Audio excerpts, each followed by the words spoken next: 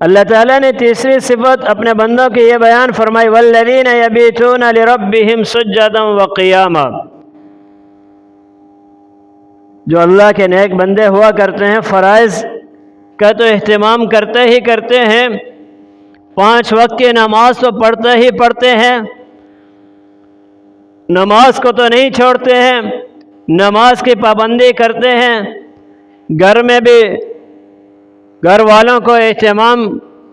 کی تاکید کرتے ہیں، بیوی بچوں کو نماز کا پابند بناتے ہیں، لیکن اس کے ساتھ ساتھ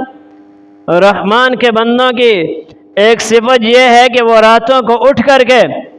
اپنے رب کے سامنے سجدہ اور قیام کرتے ہیں۔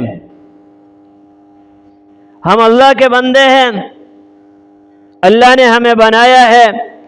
جس طریقے سے رب خوش ہو جائے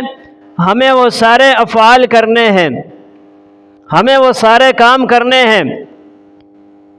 ہمارا منشا، ہمارا مقصود اور ہماری زندگی کا مقصد وہ اللہ کی رضا ہے۔